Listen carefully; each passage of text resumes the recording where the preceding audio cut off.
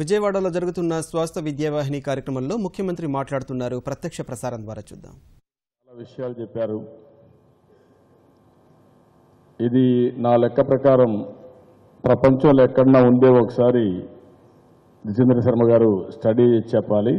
ఎక్కడన్నా ఉంటే పీస్మేల్గా ఉందేమో కానీ ఇంత పెద్ద ప్రోగ్రామ్కి శ్రీకారం చుట్టింది ప్రపంచానికి ఒక ఆదర్శం ఆంధ్రప్రదేశ్ అవుతున్నది నా అభిప్రాయం.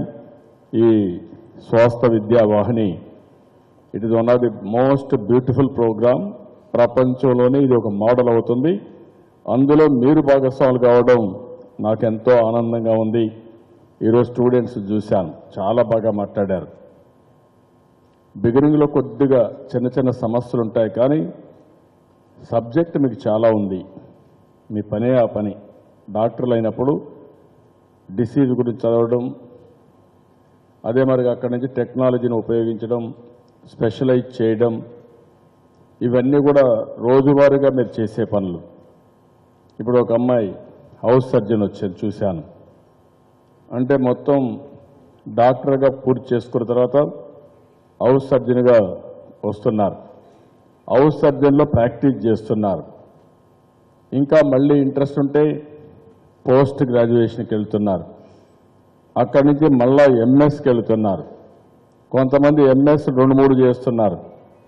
ఇవన్నీ చూస్తే ఇంటర్మీడియట్ అయిన తర్వాత దగ్గర మీరు ఒక 10, 12, 13, 15 సంవత్సరాలు కూడా డాక్టర్లో అంటే మెడిసిన్లో స్పెషలైజ్ చేస్తున్నారు. అంటే నా లెక్క ప్రకారం అందరికంటే ఎక్కువ నాలెడ్జ్ కోసం అధ్యయనం చేసే ఏకైక స్టూడెంట్ ఈ మెడిసిన్ స్టూడెంట్స్ అనేది నా అభిప్రాయం.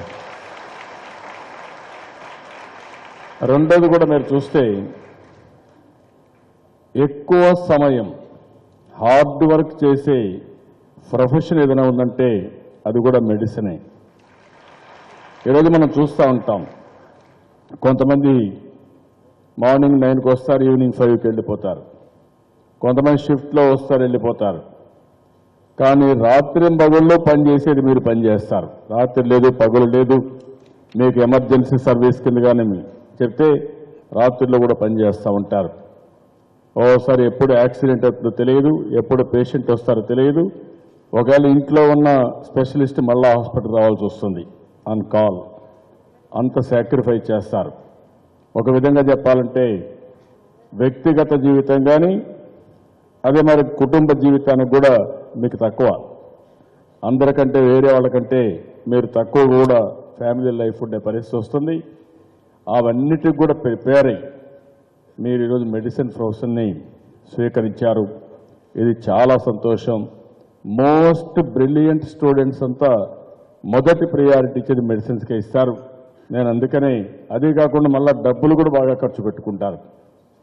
సరే ఈరోజు చూస్తూ ఉంటే మనం చూసాం, కొంతమంది ఎన్ఆర్ఐస్ అయితే లక్షలు కోట్ల రూపాయలు పెట్టి చదువుతారు.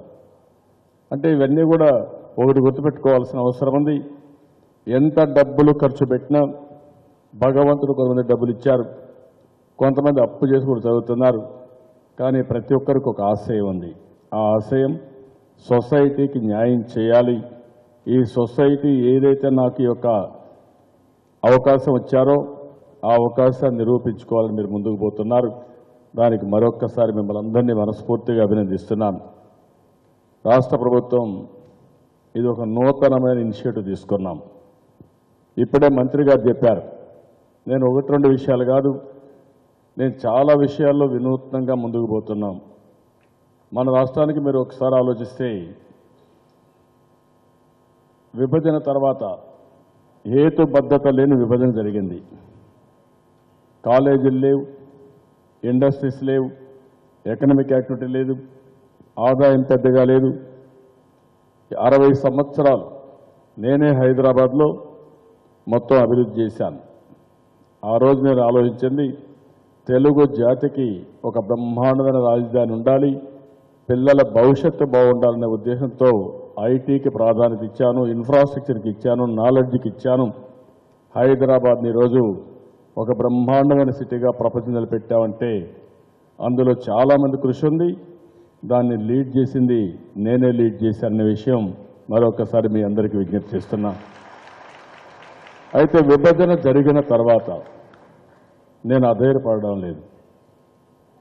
నేను దగ్గర మీరు చూసి 95లో విజువలైజ్ చేశాను. తెలుగు జాతికి ఎలాంటి అభివృద్ధి చేయాలి, ఏమి చేస్తే మన పిల్లల భవిష్యత్తు బాగుంటుంది, భావితరాలకు ఉపయోగపడుతుందని ఆలోచించాను. అందుకే ఆ రోజు మీరు చూస్తే నాలెడ్జ్ ఎకానమీకి వెళ్ళాను, హ్యూమన్ రిసోర్స్ డెవలప్మెంట్కి వెళ్ళాను. ఇంత మునిపే మన శ్రీనివాస్ గారు చెప్పారు, ఆ రోజు దగ్గర 8 కాలేజీలో 9 కాలేజీలో గవర్నమెంట్లో ఉండేటివి, కాలేజీలు లేవు.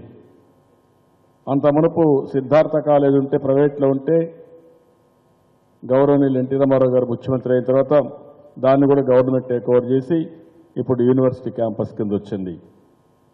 నేను మళ్ళీ ఆలోచించి కాదు, మెడికల్కి ఇంజనీరింగ్కి ఎక్కువ ప్రాధాన్యత ఇవ్వాలని 9 కాలేజీలు ఉండే మెడికల్ కాలేజీలని దగ్గర 30 కాలేజీలకు పెంచామంటే అది ఆ రోజు నేను అవలంబించిన తీరు.